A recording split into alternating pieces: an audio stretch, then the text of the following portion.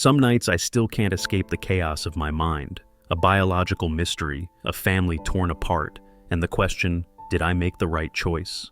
Some nights I still lie awake, the ceiling fan a hypnotic blur, wondering if I'm trapped in a nightmare.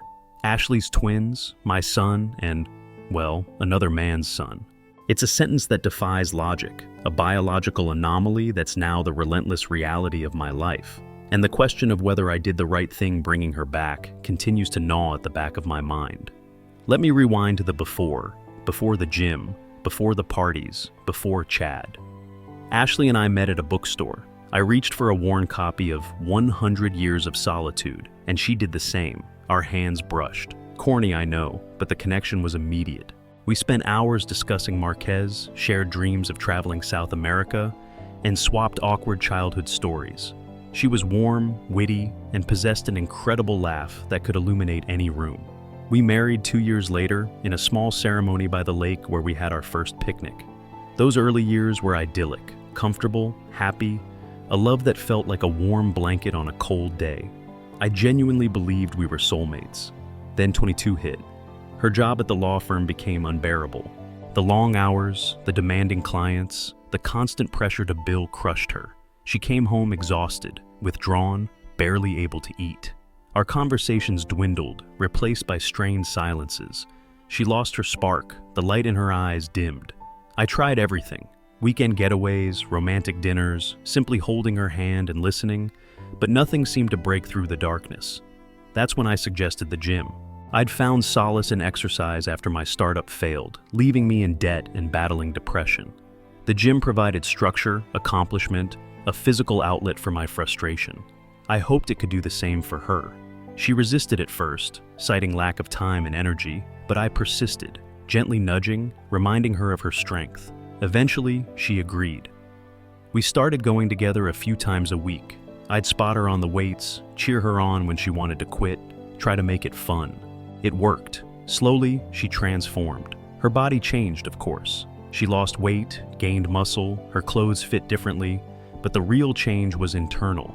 She stood taller, smiled more, her eyes regained their sparkle. It was like watching her come back to life.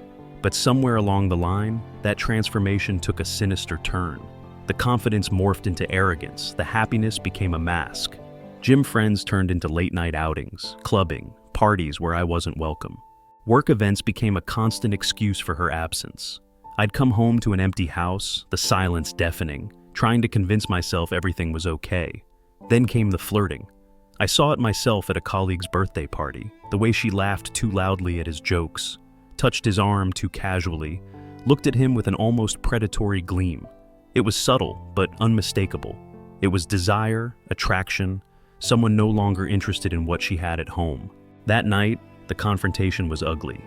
Accusations flew, tears streamed down her face, and the truth spilled out like poison. She admitted she'd been unhappy for a long time, felt trapped in our marriage, needed to experience more. She said she'd settled for me. That hit hard. I wasn't good enough. The divorce was swift and brutal. She moved out, leaving AV void. I couldn't fill for months. I existed in a fog of grief and disbelief. I couldn't understand how the woman I loved, the woman I thought I knew, could become so cold. Then came the call, the "I made a mistake" call. It shattered my fragile recovery and plunged me deeper into confusion. Meeting her at the cafe felt like stepping into an alternate reality. She looked haggard, worn, a ghost of her former self. The confidence was gone, replaced by fear. "I'm pregnant," she whispered. And then the bombshell twins, and then the atomic bomb. Different fathers, heteropaternal, superfundation, a term I'd never heard, a freak occurrence defying logic. 2. Eggs released simultaneously, fertilized by sperm from 2 different men within a short window. A 1 in a million chance, and it had happened to me, to us. She begged me to forgive her, to take her back, to help her raise the children. She claimed Chad, the other man, vanished upon learning of the pregnancy, that she was alone, scared, and had no one else. She spun a tale of regret, painting herself as a victim of her own bad choices, and a part of me, the part that still loved her, wanted to believe her, but another part, the part burned so badly, screamed at me to run to protect myself. After a week of torment, I let her move in. It was driven by guilt, obligation, and a sliver of hope that maybe, just maybe, we could salvage something. And that's where I was living with Ashley, the mother of my unborn son and another man's child. A situation so bizarre, so complicated, so emotionally charged that it felt ripped from a soap opera. The early days were an awkward dance. Ashley was on her best behavior, hyper-attentive, constantly apologizing, anticipating my every need. She cooked my favorite meals, left notes around the apartment, showered me with affection. It was suffocating, a constant reminder of what we had lost and what we could never have again. I tried to reciprocate, to be supportive, but it was hard. The anger simmered beneath the surface. I constantly scrutinized her, searching for deception. Was she truly remorseful, or was this an act? The hardest part was the other child knowing she'd been intimate with another man carrying his offspring. Filled me with betrayal. I compared the babies in my mind. Would my son be like me? Would he have my eyes? What about the other child? Would he resemble Chad? Would Ashley love him more? These thoughts consumed me, poisoning my mind, eroding my ability to connect with her. I pulled away, becoming cold, distant. I worked late, avoiding her. I retreated into my own world, escaping the reality of my life. Ashley noticed, of course. She'd try to talk, to reach out. But I'd push her away. I couldn't bear to look at her, to touch her, to be in the same room. The physical attraction was gone, replaced by disgust and pity. The prenatal appointments were excruciating. We sat in the weight room surrounded by happy couples pretending to be one. The ultrasound images, the 2 heartbeats were a constant reminder of our complicated reality. One day during an anatomy scan, the doctor pointed out the 2 fetuses. "They're both healthy," she said, smiling. "You must be so excited." I forced a smile, but inside I was crumbling. Excited, I was terrified, overwhelmed, resentful, a walking contradiction. After the appointment, Ashley and I walked home in silence. The tension was palpable. Finally, she stopped. "Are you okay?" she asked softly. "No," I said, my voice barely audible. "I don't know if Yunk ever be okay." Tears welled in her eyes. "I know I've hurt you. I'm so sorry, but I need you. The babies need you." I looked at her, at the tears, and felt a flicker of compassion. She was scared, vulnerable, dependent on me, and despite everything, I still cared. "I'm here," I said. "I'm here for the babies." But was I really? Was I capable of loving both equally? Could I overcome my resentment and build a stable family? Or was I prolonging the inevitable, setting myself up for more heartbreak? These questions plagued me as her pregnancy progressed. Then things took an unexpected turn. I came home to find Ashley on the couch, pale and drawn. She clutched her stomach, her breathing labored. I think in labor," she gasped. Panic surged through me. The babies weren't due for weeks. This was too early. I called 911, my hand shaking. Within minutes. The paramedics arrived. They quickly assessed Ashley and loaded her into the ambulance. I jumped in beside her, my heart pounding. The ride to the hospital was a blur. Ashley moaned in pain. I held her hand, trying to reassure her, but I was terrified at the hospital. Ashley was rushed into the delivery room. The doctors and nurses swarmed around. Her preparing for an emergency C-section. I paced anxiously. Waiting for news time seemed to stand still. Finally, a doctor emerged. He wore a tired smile. "Congratulations," he said. "You're the father of 2 healthy baby boys." Relief washed over me. They were okay. Ashley was okay. But then the doctor's smile faded. There's something you need to know," he said. Gravely, my heart sank. What now? "The babies. They have different blood types, and one of them, he has a rare genetic marker not present in either you or Ashley." I stared, struggling to comprehend. "What are you saying?" I asked, my voice trembling. "I'm saying there's a chance that one of the babies isn't yours," he said. The world tilted. Everything I thought I knew was thrown into question. I stumbled back, my legs weak. It couldn't be true. Ashley had assured me that Chad was out of the picture, that I was the father of both, but now I didn't know what to believe. I demanded a paternity test. Ashley, still weak, protested weakly. She swore she hadn't been with anyone else, but I was adamant I needed to know, no matter how painful. The results came back a few days later. The doctor was right. One of the twins, the one with the rare genetic marker, was not mine. He was Chad's son. The revelation hit me like a physical blow. All the anger, resentment, confusion came flooding back. I confronted Ashley, demanding an explanation. She broke down, sobbing uncontrollably. She admitted she had lied, that she had seen Chad a few times.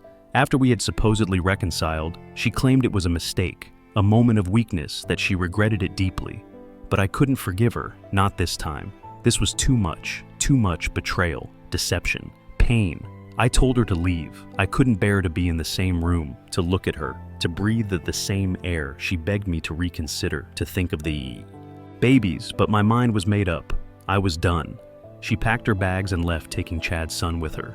I watched them go, my heart aching with a pain I had never known. And then I was alone with my son, the one who was truly mine.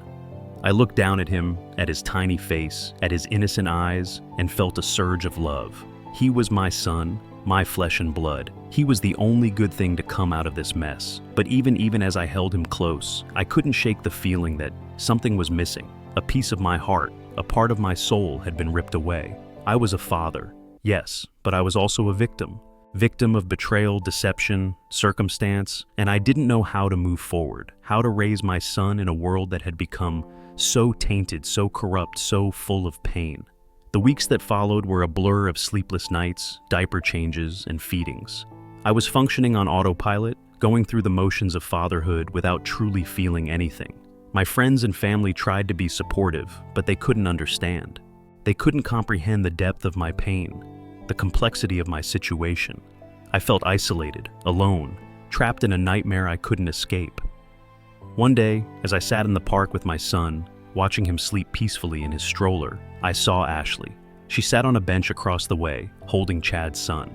Our eyes met for a moment. We just stared at each other, neither moving, neither speaking. Then, she stood up and walked over.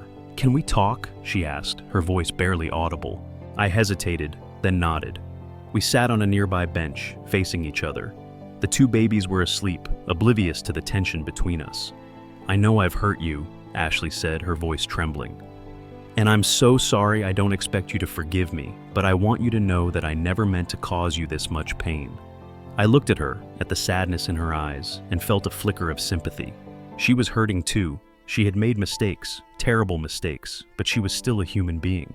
"I don't know what to say," I said, my voice flat. "I know," she said, "but I want you to know that I'm going to be a good mother to both of these boys, and I want you to be a part of their lives." I stared at her, incredulous.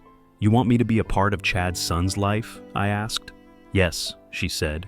"He's still your son's brother, and they deserve to know each other. They deserve to have a relationship." I thought about it for a moment. She was right. The boys were brothers regardless of their parentage, and they deserved to have a chance to connect, to bond, to be a family. "Okay," I said, "I'll do it." Ashley smiled, a genuine smile I hadn't seen in a long time. "Thank you," she said. "That means a lot to me." We sat in silence for a few minutes, watching the baby sleep. Then Ashley stood up. "I should go," she said, "but I'll call you soon. We can arrange a play date." I nodded. "Okay." She turned and walked away, leaving me alone with my son as I watched her go. I realized that maybe, just maybe, there was hope for the future. Maybe we could find a way to co-parent these children, to create a loving and supportive environment for them. Despite the pain and betrayal of the past, it wouldn't be easy. It would require forgiveness, understanding, and a willingness to put the children's needs above our own, but it was possible. And for the sake of my son, and for the sake of his brother, I was willing to try. The play date was awkward, utterly excruciatingly awkward. Ashley arrived at the park with Chad's son, Liam, a miniature version of his father. Same dark hair, same mischievous glint in his eyes. My son Noah was fair-haired, blue-eyed, a mirror image of my own childhood photos. Seeing them side by side, the physical differences so stark was a brutal reminder of everything that had happened. Ashley tried to make conversation, but her forced cheerfulness only amplified the tension. I kept my responses short and polite, focusing on Noah, making sure he was comfortable, protected. He was fascinated by Liam, reaching out to touch his face, gurgling with delight. Liam, in turn, seemed wary, clinging to Ashley's leg, his eyes darting between me and his mother. We spent an hour at the park, the silence punctuated by the occasional baby babble and the chirping of birds. It felt like an eternity. As Ashley was leaving, she turned to me, her eyes filled with a mixture of hope and apprehension. "So, we'll do this again?" she asked. I hesitated. "Yeah," I said, "for the boys." But as I watched her walk away, I couldn't shake the feeling that I was playing a dangerous game, getting involved in Ashley's life again. Even for the sake of the children was like playing with fire. I knew I was vulnerable, that my feelings for her, however buried, could easily resurface, and I knew that she was still capable of hurting me, of manipulating me, of shattering my world all over again. Over the next few months, the playdates became a regular occurrence. We met at the park, at the zoo, at children's museums. Gradually, the awkwardness faded, replaced by a fragile sense of normalcy. Oa and Liam began to bond, playing together, sharing toys, developing a brotherly affection.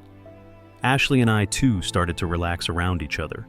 We found ourselves laughing at the boy, antics, sharing parenting tips, and even reminiscing about the good old days. It was tempting to believe that we could actually make this work, that we could create a functional co-parenting relationship, that we could even become friends again, but then Chad reappeared.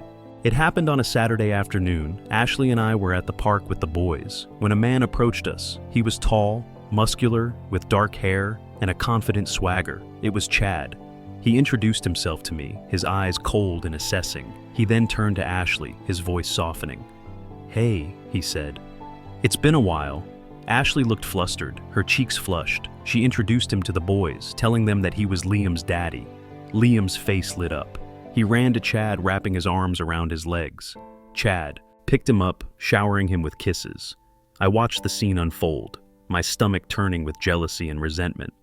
Chad was everything. I wasn't confident, charismatic, physically imposing. He was the kind of man that women like Ashley were drawn to. Chad spent the next hour playing with Liam, ignoring me completely. Ashley, too, seemed to be completely absorbed in Chad's presence, laughing at his jokes, hanging on his every word. I felt like an outsider, an intruder in their little family unit. I wanted to leave, to run away, to escape the pain of watching them together. But I couldn't. I had to stay for Noah, for Liam, for the sake of maintaining some semblance of normality. As Chad was leaving, he turned to me, his eyes filled with a mixture of contempt and pity. "So," he said, "you're the guy who has been playing house with my baby mama." My fists clenched. "Shek, not your baby mama," I said, my voice tight. "Shek, the mother of my son." Chad laughed. "Yeah, well, she's the mother of my son too, and you know what they say, once you go black." He trailed off. Winking, I lunged at him, my anger boiling over, but Ashley stepped between us, pushing me back. "Stop it," she shouted. "Both of you! This is not the time or the place." Chad smirked. "Whatever ever," he said. "Just remember, I'm always around, and I'll always be Liam's father." He turned and walked away, leaving me seething with rage and humiliation. That night, Ashley and I had a massive fight. I accused her of leading Chad on, of undermining my role as a father, of disrespecting me. She denied everything, claiming that Chad's appearance was a surprise, that she had no control over his actions. But I didn't believe her. I knew that she was still drawn to Chad, that she still harbored feelings for him, and I knew that as long as Chad was in the picture, our fragile co-parenting relationship was doomed to fail. The next few weeks were a nightmare. Chad started showing up at the park, at the zoo, at the children's museums, always trying to insert himself into Ashley and Liam's lives. He'd shower Liam with gifts, take them on outings, and generally try to act like the perfect father. I, meanwhile, felt increasingly marginalized, excluded, and resentful. I tried to compete with Chad to win Ashley's approval, to prove that I was the better man, but it was a losing battle. Ashley, torn between Chad and me, became increasingly erratic and unpredictable. She'd shower me with affection one day, then turn cold and distant the next. She'd agree to my parenting suggestions one minute, then dismiss them the next. I was losing my mind. The stress of co-parenting with Ashley and Chad was taking a toll on my mental and emotional health. I was constantly anxious, irritable, and exhausted. I couldn't sleep, I couldn't eat, and I couldn't focus on anything. I knew I needed to do something to take control of the situation before it completely destroyed me, but I didn't know what to do. Then I received a phone call from a woman named Sarah. Sarah was Chad's girlfriend, or rather his ex-girlfriend. She had found my number online and decided to reach out to me. She told me that Chad was a serial cheater, that he had been seeing other women throughout their entire relationship. She said that he was manipulative, dishonest, and completely incapable of commitment. She warned me that Ashley was just another notch on Chad's belt, that he would eventually tire of her and move on to someone else. She urged me to protect myself, to protect my son, and to get as far away from Chad and Ashley as possible. Sarah's words confirmed my worst fears. I knew that Ashley was making a mistake, that she was being used and manipulated by Chad, but I also knew that I couldn't save her. She had to save herself. I decided to take Sarah's advice. I decided to protect myself and my son. I decided to cut Ashley and Chad out of our lives completely. It was the hardest decision I had ever made, but I knew it was the right one. I filed for sole custody of Noah. Ashley fought me at first, but eventually she relented. She knew that she couldn't provide Noah with the stable and secure environment he needed, not with Chad constantly in and out of her life. I moved to a new apartment far away from Ashley and Chad. I enrolled Noah in a new daycare where he could make new friends and start fresh. It was a difficult transition. Noah missed. Liam and I missed Ashley in a strange, twisted way. But we adjusted. We learned to live without them. We started to heal. I focused on my career, my friends, and my hobbies.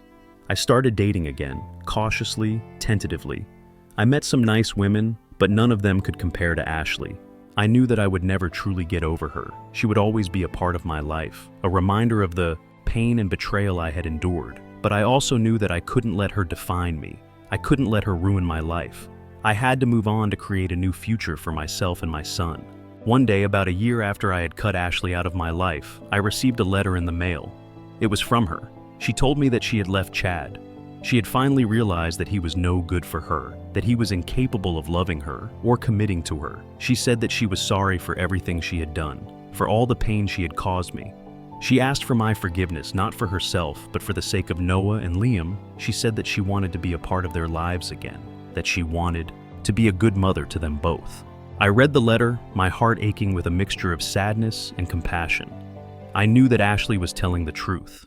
I could feel it in my gut, but I also knew that I couldn't let her back into my life, not yet. I needed more time to heal, to rebuild my trust, to protect myself from further pain. I wrote her back, telling her that I appreciated her letter, that I forgave her, but that I needed more time. I said that I would consider letting her back into Noah's life, but only if she could prove that she had changed, that she was committed to being a good mother. I didn't know if Ashley would ever be a part of my life again, but I was willing to give her a chance for the sake of my son and for the sake of his brother. 5 years later, Noah is 6 years old now, a bright, energetic, and loving little boy. He's the center of my world. I've done my best to raise him on my own with the help of my friends and family. It hasn't been easy, but it's been worth it. He's the best thing that's ever happened to me. Ashley has been a consistent presence in Noah's life for the past few years. She's proven herself to be a responsible and loving mother. She's never tried to interfere with my parenting decisions, and she's always been respectful of my boundaries. Noah and Liam are best friends. They see each other every weekend and they talk on the phone every night. They're as close as any two brothers could be, despite their different parentage. I've even started to warm up to Ashley again. We're not friends, not exactly, but we're civil, respectful, and even cordial. We can even laugh together sometimes without the tension and awkwardness of the past. I've started dating again too. I met a wonderful woman named Emily. She's kind, intelligent, and compassionate. She's also a single mother, so she understands the challenges of raising a child on your own. Emily has been incredibly supportive of my relationship with Ashley and the boys. She's even encouraged me to consider letting Ashley back into my life more fully one day. Emily and I were at the park with Noah and her daughter. Lily, Ashley, and Liam were there too. The 4 children were playing. Together, laughing and giggling, I looked at Ashley, at the peaceful expression on her face, and felt a wave of compassion wash over me. She had come a long way. She had made mistakes, terrible mistakes, but she had learned from them. She had grown as a person. She had become a good mother. I turned to Emily, my heart filled with gratitude. She had helped me to see the good in Ashley, to forgive her, and to move on from the past. I said, my voice trembling, I think I'm ready to let Ashley back into my life. Emily smiled. I know you are, she said. I walked over to Ashley, taking her hand in mine. Ashley, I said, I forgive you, and I want you to be a part of our lives again. Not just for the sake of the boys, but for my sake too. Ashley's eyes filled with tears. She wrapped her arms around me, hugging me tightly. Thank you, she said, her voice choked with emotion. Thank you so much. We stood there holding each other as the children played around us. The sun was shining, the birds were singing, and the world felt right again. I knew that the road ahead would still be challenging. There would still be obstacles to overcome, wounds to heal, but I also knew that we could do it. We could create a loving and supportive family for our children despite the pain and betrayal of the past. Because in the end, love is stronger than hate. Forgiveness is more powerful than resentment, and family is the most important thing of all. Years passed, and the blended family evolved into something I never thought possible. Emily and I eventually married, and Lily became another beloved member of our chaotic crew. Ashley, after a long journey of self-discovery, found happiness with a kind and stable man named Ben. Ben embraced Liam wholeheartedly, becoming the father figure he had always needed. The holidays were particularly special, a whirlwind of laughter, mismatched decorations, and the comforting aroma of multiple cuisines blending in the kitchen. We navigated birthdays, graduations, and heartbreaks together, always putting the children's needs first. One evening, as I watched Noah and Liam, now teenagers, arguing good-naturedly over a video game, I felt a profound sense of peace. They were brothers, connected by blood and by a shared history, their bond unbreakable. Ashley caught my eye and smiled, a genuine, heartfelt smile that spoke volumes. We had both made mistakes, terrible mistakes, but we had learned from them. We had grown as people. We had created something beautiful out of the ashes of our past. Later that night, as Emily and I sat on the porch watching the stars, she turned to me, her eyes filled with love. "You know," she said, "this is what family is all about. Not perfection, but love. Not blood, but connection. Not the absence of pain, but the courage to heal." I nodded, my heart overflowing with gratitude. I had lost so much, but I had also gained so much more. I had learned the true meaning of love, forgiveness, and family. And as I looked up at the stars, I knew that everything was going to be all right. We had faced the impossible, and we had emerged stronger, wiser, and more compassionate. Our family was a testament to the resilience of the human spirit, a beacon of hope in a world often filled with darkness. The story of Ashley's twins was a story of pain and betrayal, but it was also a story of love and redemption. A story that proved that even in the face of the most unimaginable challenges, hope can still prevail. The wounds may scar, but love finds a way.